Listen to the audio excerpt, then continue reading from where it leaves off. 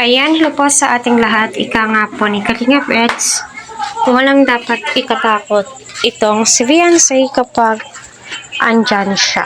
Katabi niya or andyan siya, handang umalalay, turuan itong si Beyonce. So, sana all. So, alam naman po natin lahat kung gaano ka-supportive itong si Edu kay Beyonce.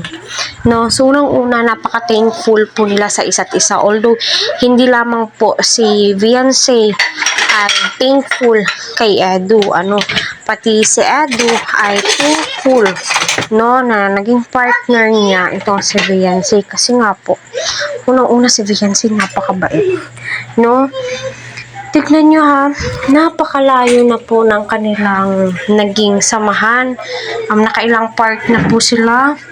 Napakadaming blessings. Ang laki ng budget ng bahay ni Beyonce. Hindi po naisipan ni Beyonce na magbago.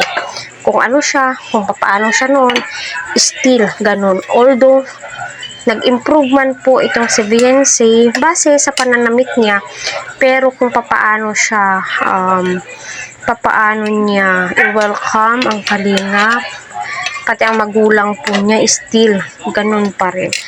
So hindi naman po natin kailangan baguhin ang ating sarili para lang gustuhin tayo, para lang sabihin na kung ano-ano. So kung saan kayo nakilala, doon po. So, bakit ko nga ba naisisingit So, ayun na nga po, no, sa usaping niyo.